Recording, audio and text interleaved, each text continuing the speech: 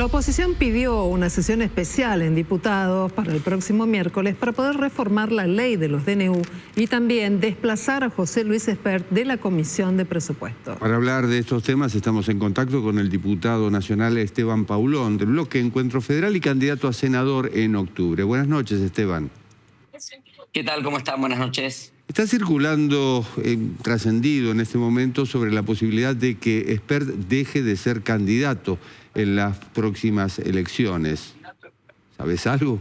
Lo de Espert es game over, ¿no? A partir de que no pudo explicar ese ingreso de $200.000, que su explicación se contradijo con toda la historia que él venía relatando sobre el conocimiento fugaz de Fred Machado, pero que después resulta que era un conocimiento que implicaba hasta que Fred Machado lo recomendara en un contrato, según él dijo, por $200.000 con una minera. La verdad que no tiene más que hacer, no solo en la candidatura, sino en la Cámara de Diputados. Nosotros el miércoles 8 de octubre estamos iniciando un proceso en el cual se abren las comisiones de asuntos constitucionales y peticiones, poderes y reglamento para tratar la remoción de José Luis Espert como presidente de la Cámara, como presidente de la Comisión de Presupuesto de la Cámara de Diputados, a lo que reclamamos el miércoles pasado, pero que reglamentariamente no se podía concretar. Y obviamente esto va a abrir también seguramente un proceso sobre su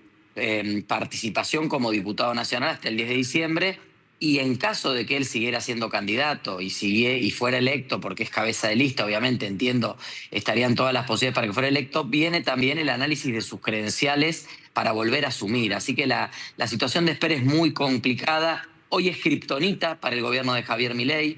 Él está impresa, su cara está impresa en todas las boletas, incluso aunque se baje la operatoria de reimprimir las boletas, hay que ver si llega a tiempo, o si las 14 millones de boletas de la provincia de Buenos Aires lo van a tener Espert como uno de los protagonistas para la elección de octubre, ¿no? Y esto habla claramente de un gobierno que no tiene rumbo en ningún sentido, no tiene rumbo económico, ha tenido que viajar Toto Caputo de urgencia a pedir un salvataje, un salvavidas al Tesoro norteamericano, que primero era dinero en efectivo, después era un swap, ahora parece que es un swap, pero de DEX, del Fondo Monetario, no tiene rumbo político, ha perdido el apoyo que había construido en algún momento en el Congreso, incluso logrando la oposición, nosotros revertir los vetos de las leyes en leyes que habíamos perdido el año pasado y que hoy hemos ganado, como por ejemplo el financiamiento universitario.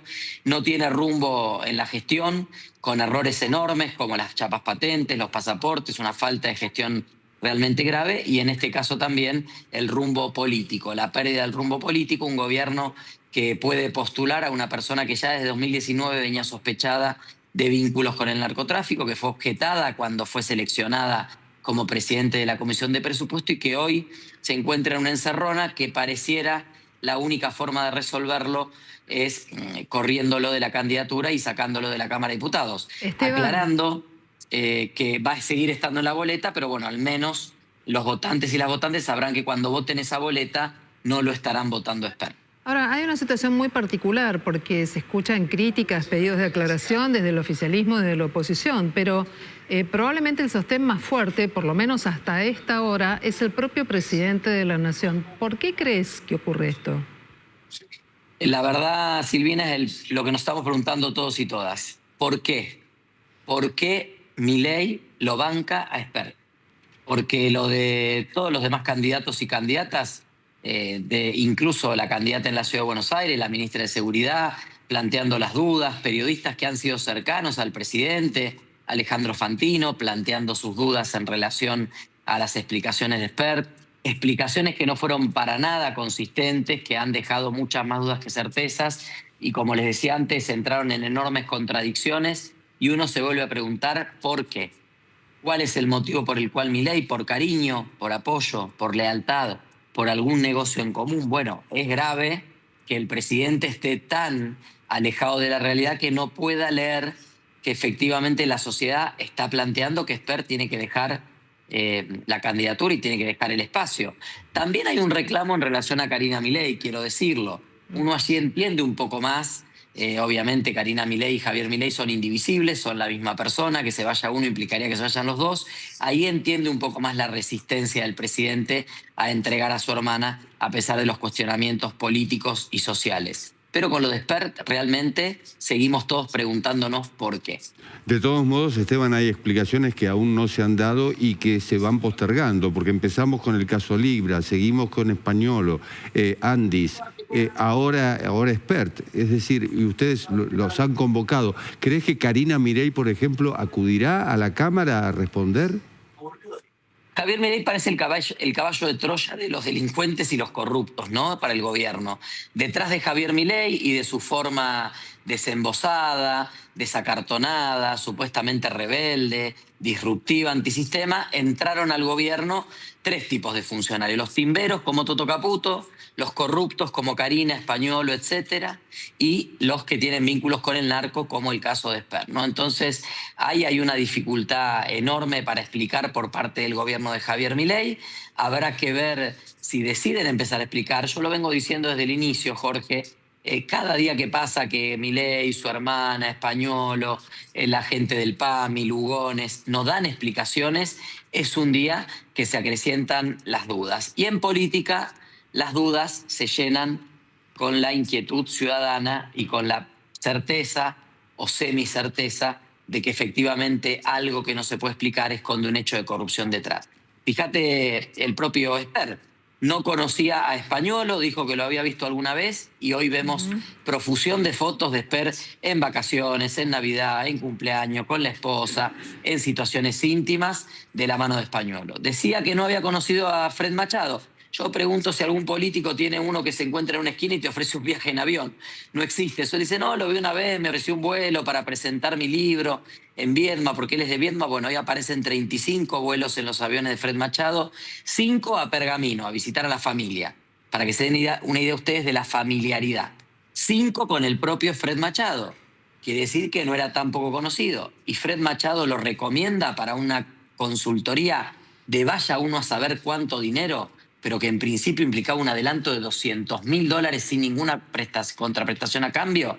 Bueno, evidentemente ahí había otro vínculo y es lo que Spert tampoco puede explicar, ¿no? Y esta operatoria se repite en Karina, se repite en Españolo, se repite en el PAMI con los pañales y oftalmología, se repite con los funcionarios que dejaron este gobierno tempranamente. Ustedes recordarán los sobresueldos en dólares de la cooperación internacional en el ministerio de Sandra Petovelo, que hoy parece que es Blancanieves, pero tuvo durante varios meses un esquema por el cual los rugbyers de San Miguel cobraban sobresueldos en dólares, finalmente terminaron saliendo del gobierno sin dar ninguna explicación. Esto evidentemente es un modus operandi del gobierno. Nos vamos a poner a mirar qué es lo que va a pasar el próximo miércoles, ¿sí? Porque José Luis Spert, por el momento sigue siendo el titular de la Comisión de Presupuesto y el país viene con un presupuesto prorrogado.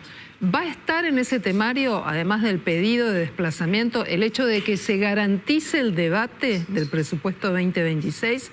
Por otro lado, hay un tema muy sensible, que es el de los decretos de necesidad y de urgencia, ¿no?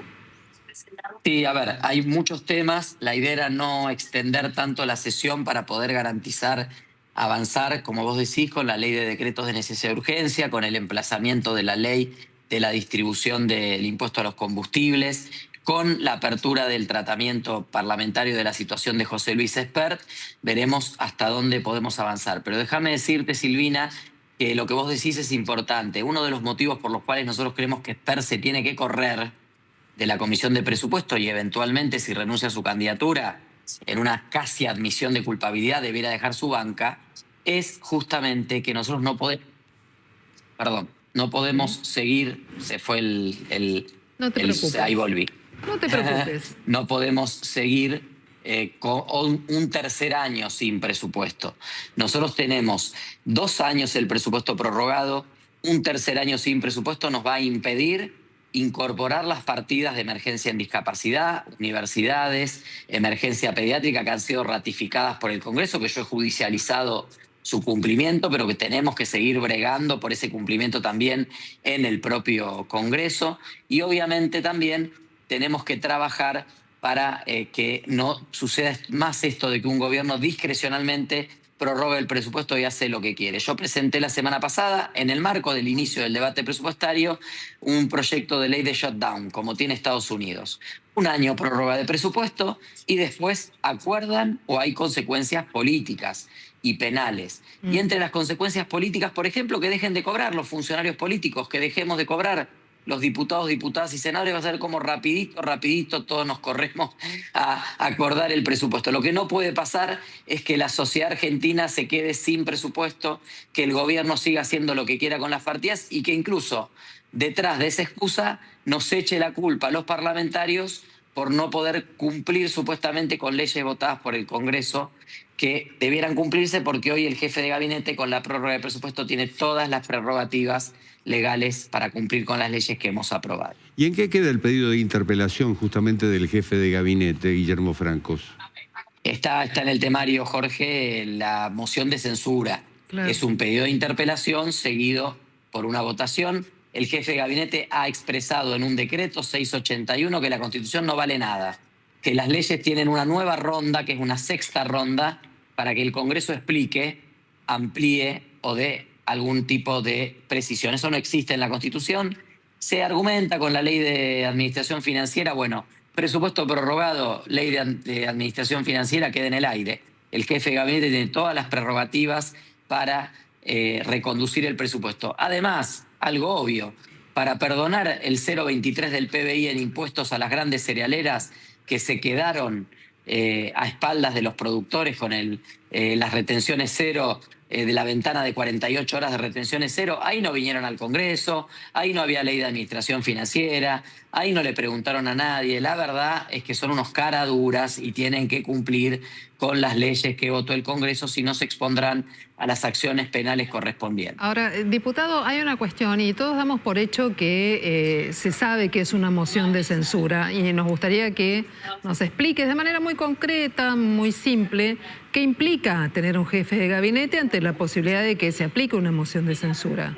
Correcto, Silvina. En la Constitución del 94 se incorpora la figura del jefe de gabinete, no existía. Es una posibilidad de atenuar un poco el poder presidencial, planteando el presidente gobierna, el jefe de gabinete coordina el gabinete, el gobierno, digamos, la ejecución concreta del gobierno para compartir responsabilidades con el presidente. El jefe de gabinete tiene una mayor dependencia y responde más cercanamente al Parlamento. Por eso se establece que si el Parlamento considera que el jefe primero tiene que venir a dar informes mensuales, que en general Francos ha venido al Congreso, tanto al Senado como a diputados. Y luego, o sea, eso es rendición de cuentas. Y luego, si el Congreso evalúa que no se está cumpliendo la función del jefe de gabinete de una forma satisfactoria, se lo puede interpelar, es decir, convocarlo a responder preguntas en base a preguntas concretas. En este caso, las preguntas concretas son por qué no cumplen con una ley votada por el Congreso. Y si las respuestas del jefe de gabinete no satisfacen, se puede votar su destitución con una mayoría simple y luego pasa a la otra Cámara, que es el Senado, para la destitución definitiva y el presidente deberá nombrar otro jefe de gabinete. Básicamente, eso es una moción de censura, es un control parlamentario de la calidad de gestión y de la satisfacción de la gestión por parte del jefe de gabinete. Es el diputado Esteban Paulón, es candidato a senador aquí en la ciudad de Buenos Aires. ¿Tienen votos para desplazarlo a Francos? Sí, están los votos para desplazarlo a Francos y, bueno, también para aprobar la moción de censura. Tiene que pasar por comisiones, hay un proceso de emplazamiento, pero está todo perfecto. Muy bien, te agradecemos. Vamos a estar pendientes entonces de lo que va a ocurrir en la sesión del próximo miércoles en la Cámara de Diputados. Gracias. Y a las noticias del día para no ver si no queda abstracto nuestro pedido. Quizá se nos adelanta el propio diputado. Muchísimas gracias, Esteban. Buenas noches. Gracias a ambos. Buenas noches, buen fin de semana. El próximo domingo, desde